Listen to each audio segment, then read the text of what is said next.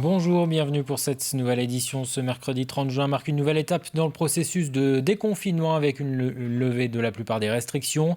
Plus de jauge dans les musées, les cinémas, les commerces, les cafés, les restaurants. Plus de limitations non plus pour les activités sportives, les mariages ou encore les cérémonies religieuses. En revanche, la consommation au bar reste interdite. Les concerts debout en intérieur sont limités à 75% des capacités. Et un pass sanitaire est mis en place pour tous les événements réunissant plus de 1000 personnes. L'actualité, c'est aussi le début des soldes d'été. Depuis 8 heures ce matin, les magasins sont autorisés à brader leurs stocks invendus.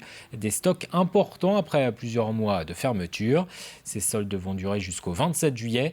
Le nouveau président de l'association Les Vitrines du centre-ville de La Roche-sur-Yon espère un rebond de la fréquentation. Depuis la fête des mères, en effet, il y a une baisse d'affluence. On n'arrive pas trop à expliquer le pourquoi du comment.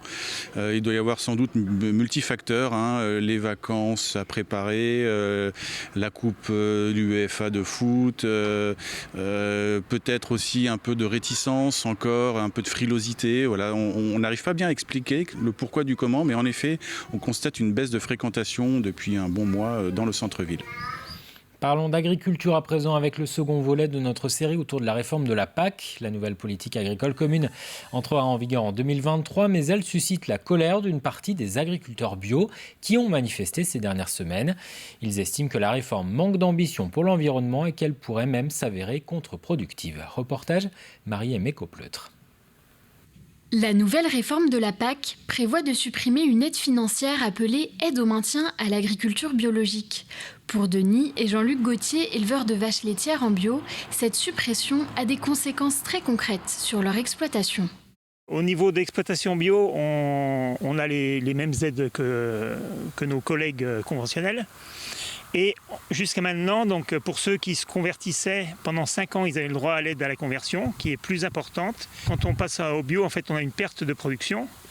Et au bout des 5 ans, jusqu'à maintenant, on avait une aide au maintien. C'est-à-dire que pour que les agriculteurs qui, au bout de 5 ans, étaient convertis au bio, ne repassent pas à l'agriculture conventionnelle, qui serait une aberration, quoi. Donc sur la ferme, ça se traduisait par une aide au maintien à peu près de 22 600 € par an.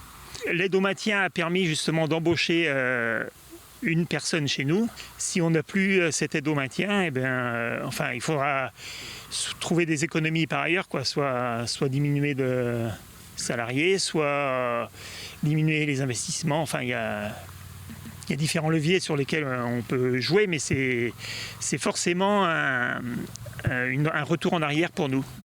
Un autre volet de la réforme est remis en cause, les subventions apportées aux fermes françaises à haute valeur environnementale, dites HVE. Ces fermes HVE ne sont pas bio, mais développent des pratiques plus respectueuses de l'environnement en plantant des haies ou en diminuant les insecticides. Avec la nouvelle réforme, fermes bio et fermes HVE recevront les mêmes aides financières, un contresens pour les agriculteurs biologiques. Ça fait plusieurs années qu'a été instauré le paiement vert.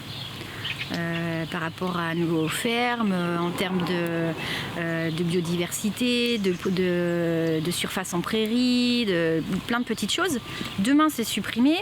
C'est remplacé notamment par la HVE, le label haute valeur environnementale, mais qui n'est pas lié avec notre certification en agriculture biologique. Donc c'est un peu ce qu'on dénonce, c'est cette incohérence entre ce qu'on peut faire tous les ans. On continue à faire des efforts et à côté, nos voisins qui font des efforts, et c'est très bien, à un moindre niveau, auront la même reconnaissance en fait.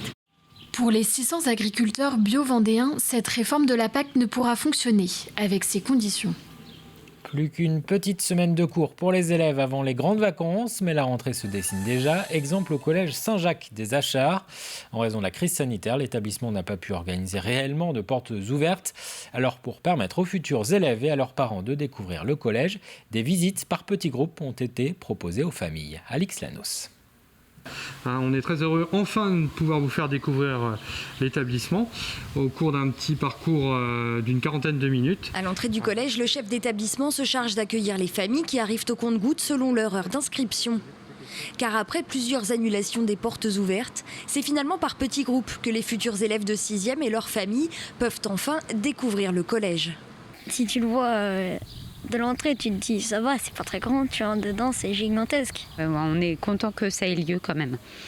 Même pour nous, ce qu'on connaissait pas du coup. Connaître les classes, connaître les profs, où se situent les classes, les salles de gym.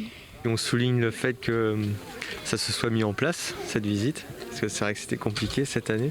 Donc pour les jeunes, ça leur laisse l'occasion de découvrir le collège et les profs jouent le jeu et tout ça, c'est vraiment chouette. Bientôt, les grands de l'école primaire seront les petits du collège. Une étape qui suscite toujours un peu d'appréhension. Alors on essaie quand même de les préparer au mieux.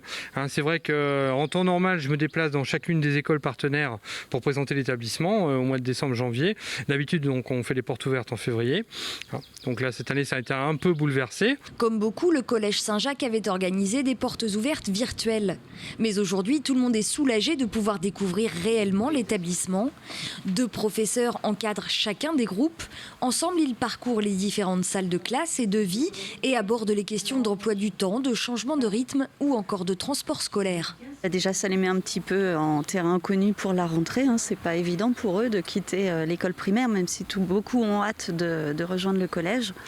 Et puis, comme ça leur permet de prendre un petit peu la température des locaux, des enseignants aussi, d'avoir un premier contact avec nous. C'est rassurant pour eux. Pendant 3 jours, les professeurs de ce collège se sont relayés pour présenter leur établissement et ainsi rassurer les 150 futurs collégiens. Un dernier mot de voile avec cette annonce de Benjamin Dutreux. Le Vendéen prendra le départ de la Transat Jacques Vabre en novembre prochain avec Damien Seguin, skipper handisport, arrivé 7e du dernier Vendée Globe. Résultat d'une rencontre humaine entre les 2 hommes. Écoutez Benjamin Dutreux. On a appris à se connaître pendant le Vendée Globe. Il partage des valeurs qui sont très fortes pour moi. Lui apprécie aussi les valeurs que je porte et c'est vrai qu'on a commencé à discuter ensemble et on s'est dit pourquoi pas faire la Jacques Vabre ensemble, la Transat Jacques Vabre ensemble et donc petit à petit on s'est rapprochés et en fait mon bateau a été vendu. Et on s'est mis en contact et on s'est dit allez c'est parti, il reste 3 courses dans la saison, le Fastnet, le défi Azimut et la Transat Jacques Vabre. Et donc voilà, je suis hyper content de rejoindre Damien et son équipe et Apicil pour la Transat Jacques Vabre. Ouais. Extrait de Mon Vendée Globe, émission présentée par Aurélien Huard et qui sera diffusée cet été sur TV Vendée. C'est la fin de cette édition, très bon après-midi sur notre antenne.